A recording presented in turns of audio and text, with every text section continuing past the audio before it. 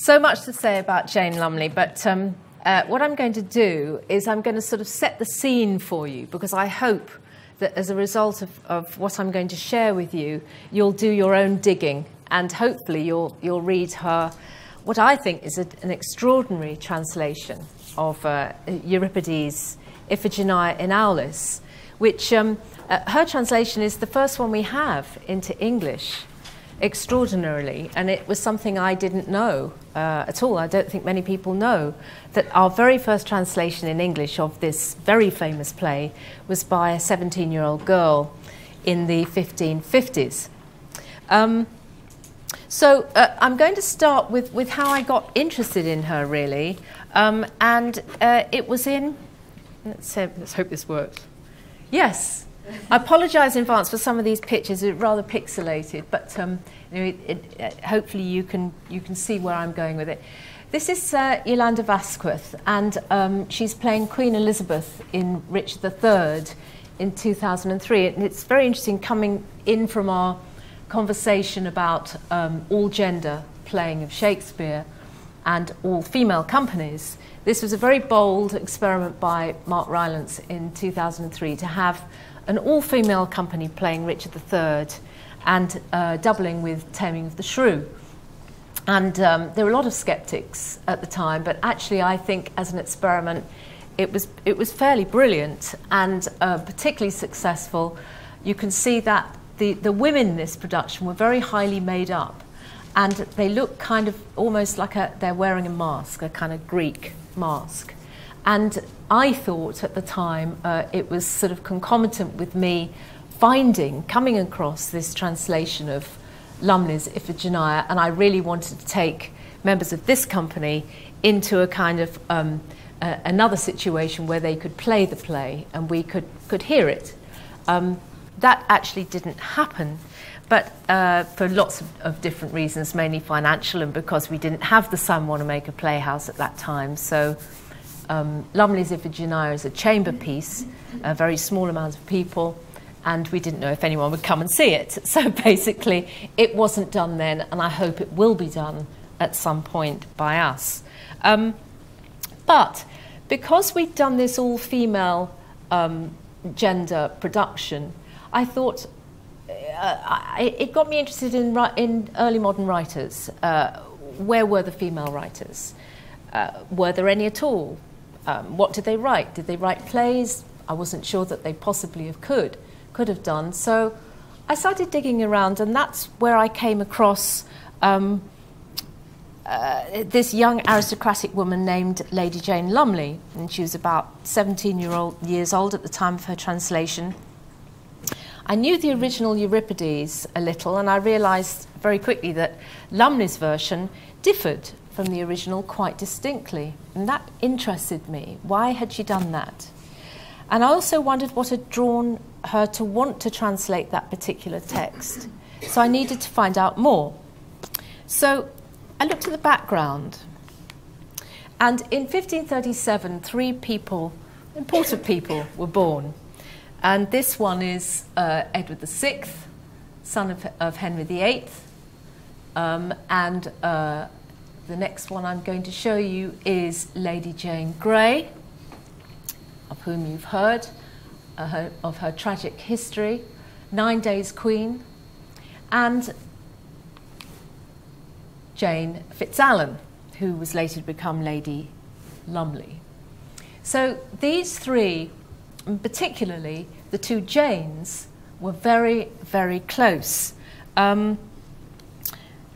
We're familiar with the sad tale of Jane Grey, who on the death of her kinsman Edward VI became queen against her desires for only 9 days, having been forcibly married to Guildford Dudley to secure the throne on the death of Edward VI. And in a sense, Jane's story and the turbulent and volatile politics of post-Reformation England is clearly the bedrock on which Lumley chooses to build her version of Iphigenia. Jane Grey was her cousin. Their mothers were sisters, and their closeness in growing up and being educated together chillingly echoes this passage of Act 1, Scene 3 of As You Like It. Which one of you is going to read that? We have wonderful readers. She be a traitor, like so am I. We still have slept together, rose at an instant, learned, played, ate together, and wheresoe'er we went, like Juno's swans, still we went, coupled and inseparable. She is too subtle for thee, and her smoothness, her very silence, and her patience speak to the people, and they pity her. Thou art a fool. She robs thee of thy name, and thou wilt show more bright, and seem more virtuous when she is gone. Then open not thy lips. Firm and irrevocable is my doom, which I have passed upon her. She is banished. Pronounce that sentence then on me, my liege. I cannot live out of her company. You are a fool. You, niece, provide yourself. If you outstay the time, upon mine honour, and in the greatness of my word, you die. Thank you. So there we have a little excerpt from As You Like It by Shakespeare a long time later, but you can see the reverberation of this enormous act of betrayal and the situation of a young woman being beheaded for being in the wrong place in the wrong time, reverberated over decades, I believe, and inspired a lot of writers to address this situation of a female being a political pawn, be used for political gain. And so just to reiterate what happened to Jane Grey, she was executed, and we'll have her picture back up, I think. Yeah, she was executed for treason on the 12th of February, 1554.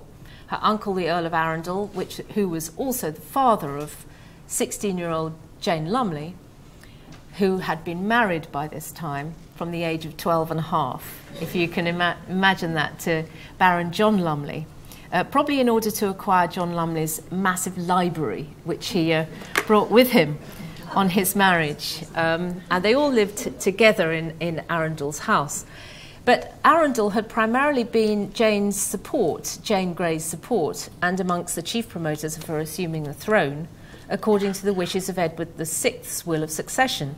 However, sensing the swift winds of political change, Arundel abandoned the young Queen's cause over the 9-day period of her reign and switched allegiance to the Catholic Mary Tudor, who had managed to encourage a groundswell of support in such growing numbers as to make a Protestant on the throne untenable.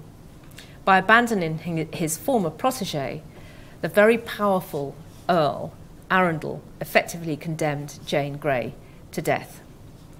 And according to the account of her execution given in the anonymous chronicle of Queen Jane and 2 years of Queen Mary, which formed the basis for Raphael Holinshed's depiction, Jane gave a speech upon ascending the scaffold.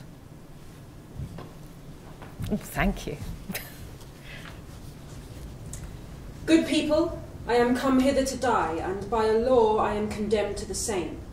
The fact, indeed, against the Queen's Highness was unlawful, and the consenting thereunto by me. But touching the procurement and desire thereof by me or on my behalf, I do wash my hands thereof in innocency, before God and the face of you, good Christian people, this day. Thank you. When you will later on hear Iphigenia as she reconciles herself and actually offers herself towards her sacrifice, as Agamemnon insists she has to undergo, it has a remarkable parity with that speech in my mind. And I wonder if, in fact, it was not so much in the Euripides, but in Lumley's version. And I wonder if, indeed, that was in Lumley's mind as she translated that section in the play. Yes. We look at a woman here. This is Catherine Parr. And Catherine Parr is usually just known as the 6th wife of Henry VIII, and she outlived him. But in fact, she was a very strong member of the humanist school of education, and she fell foul of a lot of court politics because she was so intelligent and so outspoken about humanist affairs, and very, very knowledgeable about discussing the Bible and philosophy in that humanist agenda. Catherine Parr had post-Reformation sympathies and developed interest in the new humanist education. She was born in 1512 in Blackfriars, London, and died in 1548 at Sudeley Castle, Gloucestershire, probably of puerperal fever after her one and only childbirth, and she was about 36 years old at the time of her death. And whilst married to Henry, she provoked the enmity of anti-Protestant officials who, threatened by her intellect, sought to turn the king against her. A warrant for her arrest was drawn up in 1545. However, she and the king soon reconciled. He was very, very fond of her. And actually, she wasn't there just to dress his ulcerated leg. That is a complete myth. They had hundreds of servants who did that. She was there because actually, intellectually, she was his equal, if not his superior, and he enjoyed very much his conversations with her. It's interesting that history has painted us another picture of Catherine Parr. Her book, Prayers or Meditations, became the first book published by an English queen under her own name. She assumed the role of Elizabeth's guardian following the king's death in 1547, the Princess Elizabeth, and published a second book, The Lamentation of a Sinner. And the Princess Elizabeth, together with her governess Kat Ashley, Jane Fitzalan, and Jane Grey, they were all educated together in Parr's household in Studley, where they had the benefit of receiving a unique and prodigious scholarship from world-renowned tutors. So this is a whole school, if you like, the school of day as opposed to the school of night, where these young aristocratic women, two of whom were probably groomed to be potential queens of Edward VI. It didn't happen, but they were grooming these women not to leave a trail of brilliance in anything to do with writing or plays or anything like that. They were grooming them simply as marriageable objects. So it was a kind of dowry to be blessed with the learning of Greek and Latin and Italian and to be very well read.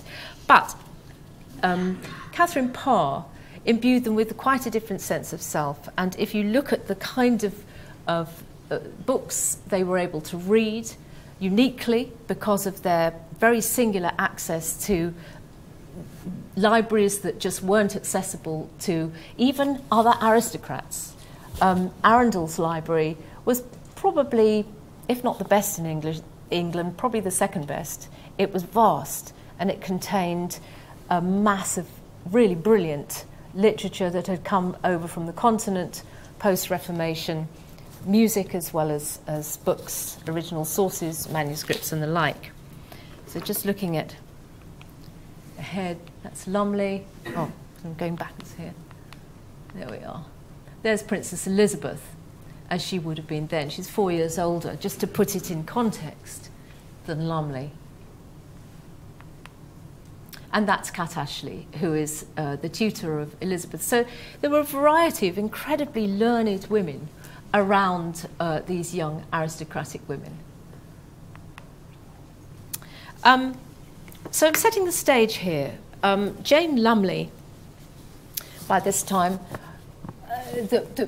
we're moving on now to around 1556, I suppose.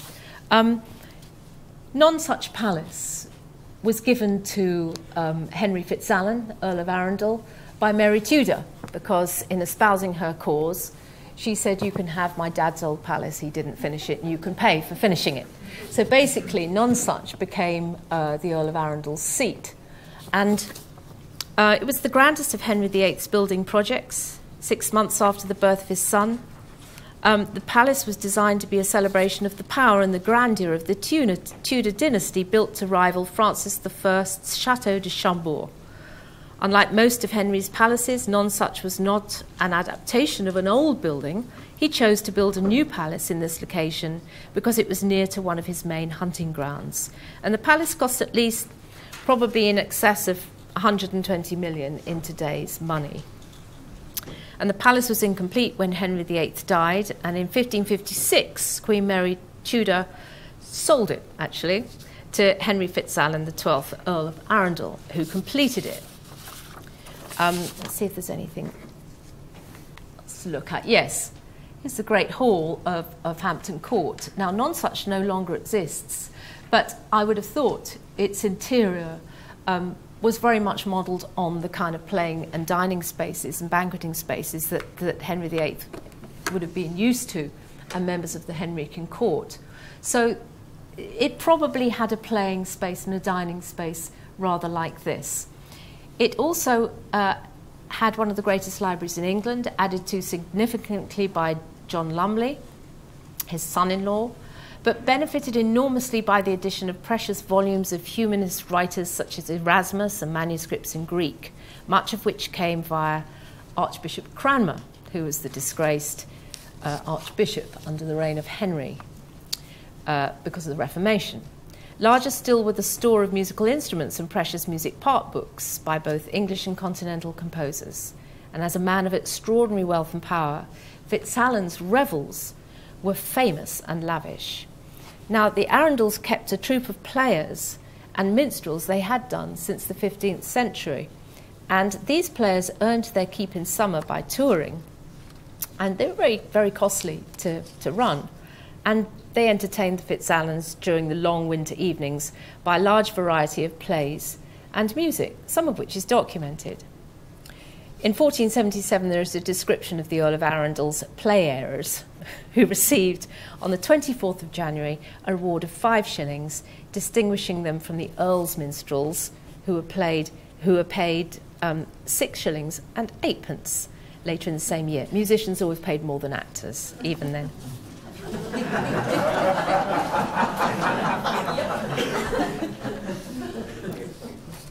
Now, the other thing that I began to find out more about, and many of you know a lot about this, playing troupes that had been patronised by the great noble families had begun to really employ people who could write plays, and they played plays. It wasn't just mystery plays and morality plays. The writing of plays had truly begun. And Henry VII kept a company of players called the Lusoris Regis, which probably consisted of 4 men and a boy who were used to swift costume changes and multiple roles. So why I'm saying this is that at Nonsuch, Jane, who had been married for some time, as a married woman, would have been able to attend performances of plays given in her private household without really much problem, because she was, being a married woman, she had the chaperonage of her husband and the protection of such. So she would have been exposed to quite a lot of drama. That was interesting to me. I hadn't realised that until I saw just quite how much drama FitzAlan might have encouraged his players to bring into Nonsuch. These new type of plays, called interludes, were short entertainments which moved away from the morality play. Writers such as John Haywood were heavily influenced by French farce. John Skelton's Magnificence, 1515, was a political satire against Cardinal Wolsey. History plays were introduced in 1530, notably King Johann by John Bale. Interest grew in the classics and the plays of classical antiquity, seen as the basis of a profound humanist education. In their treatment of the education theme, these interludes interpret the conflict between good and evil in purely secular, humanistic terms. And such is the thematic focus of plays, such as The Four Elements, 1517, Wit and Science, 1539, The Marriage of Wit and Science, 1568, and The Marriage Between Wit and Wisdom, 1579. You can see how they develop.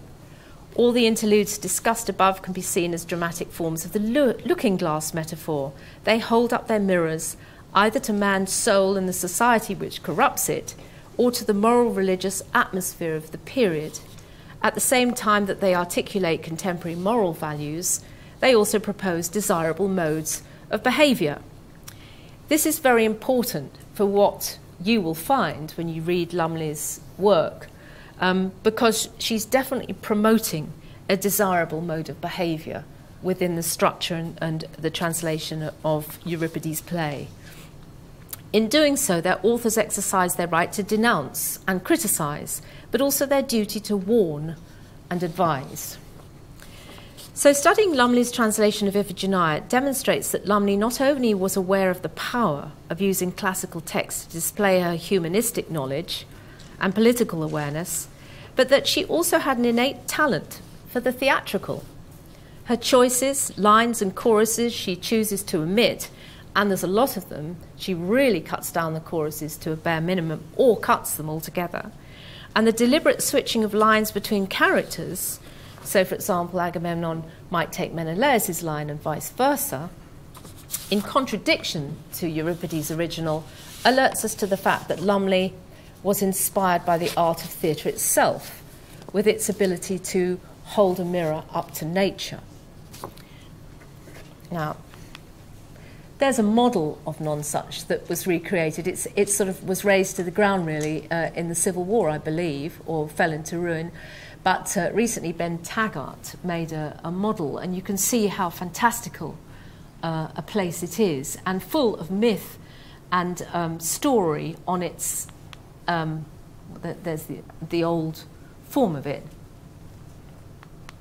But you can see on the outside towers all these figures, entirely theatrical place, full of representation and classical knowledge and myth and story. There's another one. Extraordinary place. It's constructed from scholarship. That's handwriting of poor Jane the Queen, which very possibly Lumley could have seen that letter.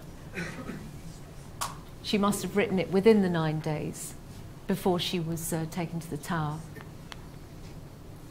And there's Mary Tudor, who was responsible really for the enormously powerful and wealthy position Arundel found himself in during this period that Jane was writing, the Catholic period. And this is the beginning of Iphigenia.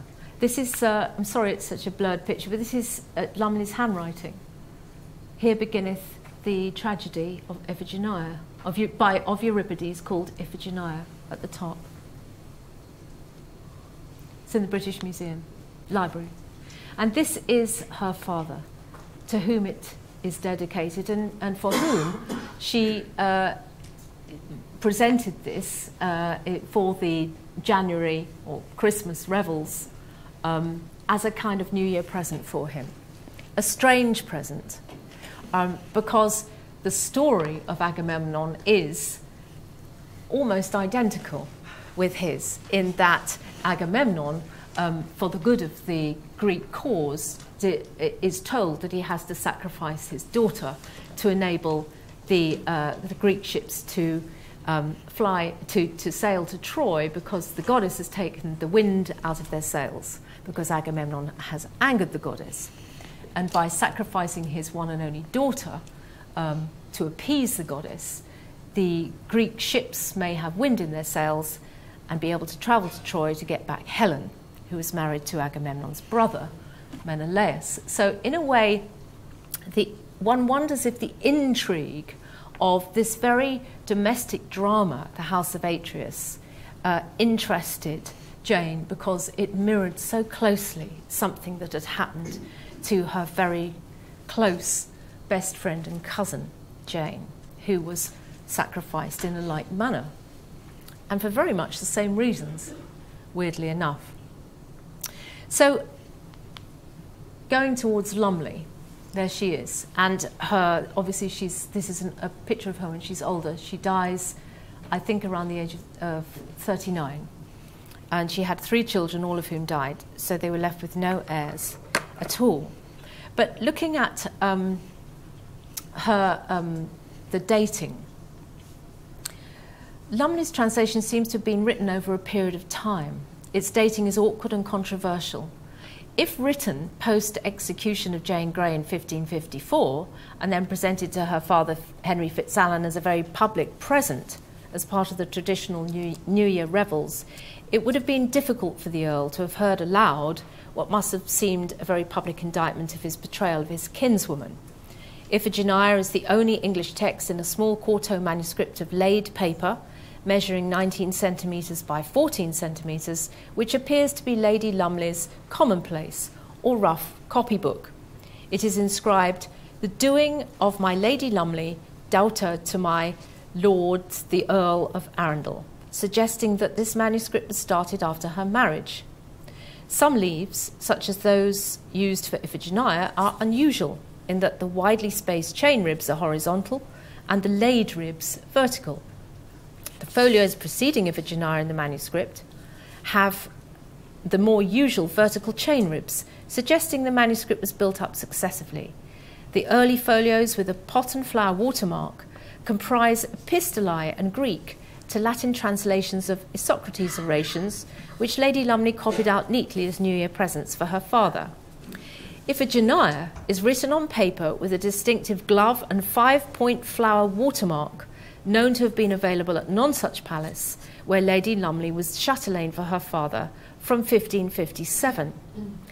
Now, Arundel acquired Cranmer's library in 1553, which included Euripides' Greek play Iphigenia at Aulis and Erasmus's Latin translation, which provided Lady Lumley with access to these texts. Using evidence from Lumley's dated presentation manuscripts and the distinctive watermarks, Wynne Davies suggests between 52 and 58 for the manuscript, with Iphigenia dated 56 to 57. So it's not a literary piece alone. Lumley makes it clear that she intends to hear the spoken word. Although referred to as a translation, Lumley lists the speakers in this tragedy, indicative of a spoken text. And her use of prose instead of verse also suggests her translation might have been designed to be spoken or staged. Wynne Davies argues that Lady Lumley may have adapted Iphigenia for staging at the banqueting house in Nonsuch Palace grounds, a known setting for at least one play in Lady Lumley's lifetime. Evidence presented by Wynne Davies includes Lumley's replacement of the Greek goddess Artemis in Euripides' play with the Latin goddess Diana, referencing the Diana fountain at Nonsuch Palace. It's worth noting the nature of the relationship between Euripides' Iphigenia at Aulis and Lady Jane Lumley's translation. Translation, as it was understood in early modern England, rarely entailed literal transmission, but rather involved the appropriation of the source or master text, adapting it to a new cultural and linguistic context. So in other words, working with a source story. In keeping with this practice, Lumley retains Euripides' narrative, as well as the general sense and structure of many of the speeches, whilst also making significant formal and stylistic changes. Among the most obvious are her use of prose rather than verse, a substantial reduction in the role of the chorus, a comprehensive de-emphasis throughout on the particularities of the classical Greek setting, and corresponding allusions to contemporary 16th century terms and customs. Lumley appears to have consulted Erasmus's 1506 Latin translation of Iphigenia as well as the original Greek. Her play is not therefore an original composition in the modern sense of the term, but as the first English version of Iphigenia and as the first recorded play penned by an Englishwoman, it is without precedent. So let's hear a little bit, shall we? And what I've done is my dear friend Professor William Charlton has given me his literal translation of Euripides in Aulis, which he has translated from the Greek, the ancient Greek. And so we have alongside Euripides' translated version, we have the Lady Lumley's version of the same scene. So it's very interesting perhaps for you to hear and compare the two. Thank you, our readers.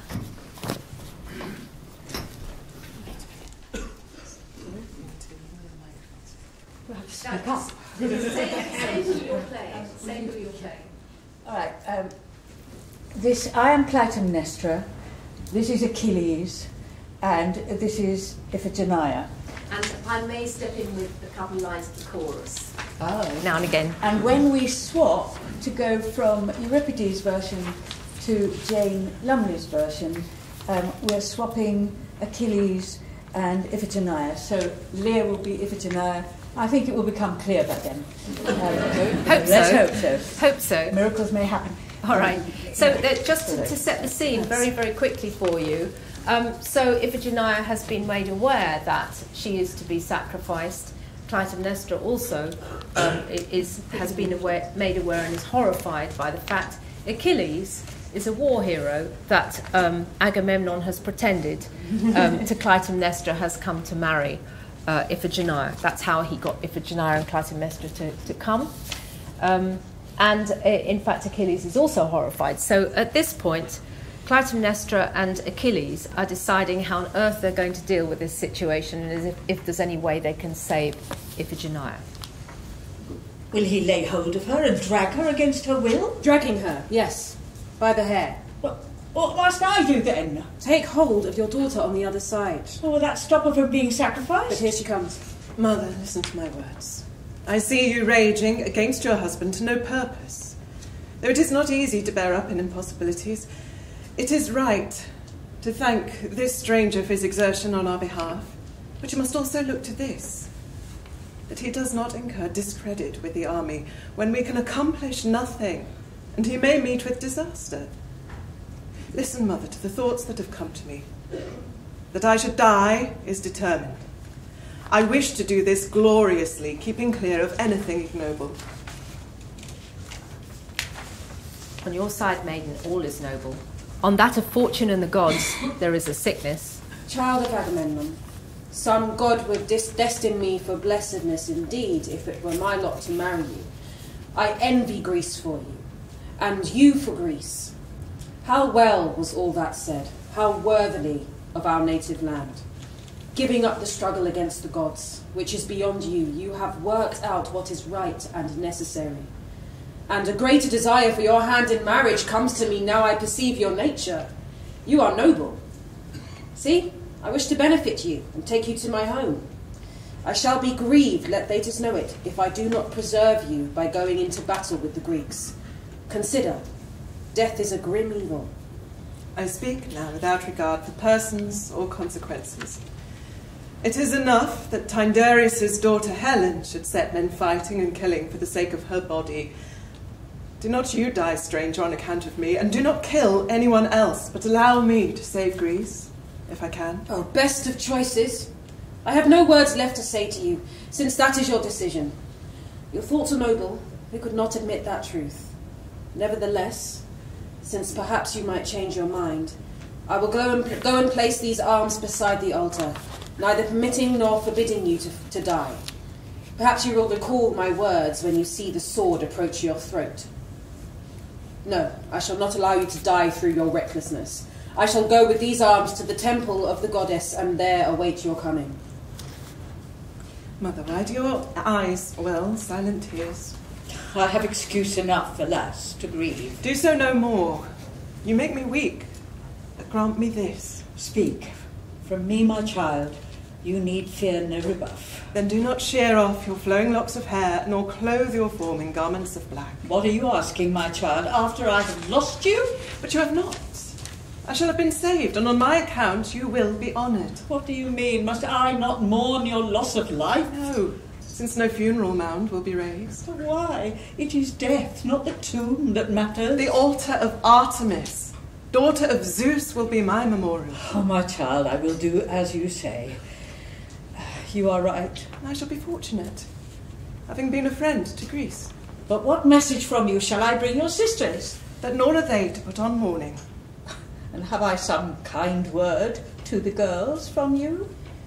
May they farewell, and bring up Orestes here to be a man for my sake. Take him in your arms and look on him for the last time. Dearest one, you did all you could to help your friends. And when I am in Argos, what should I do to please you? Do not hate my father, your husband. He will have to go through fearsome trials on your account.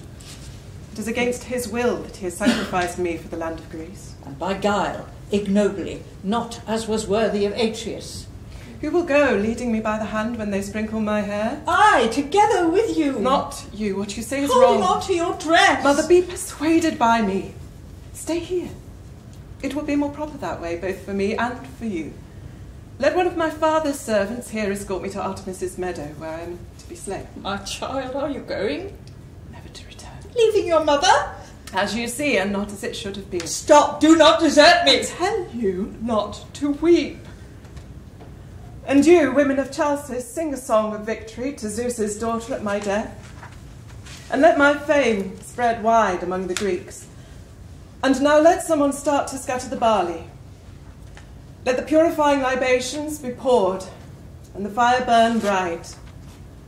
And let my father circle the altar to the right. I go to bring deliverance and victory to the Greeks. Thank you.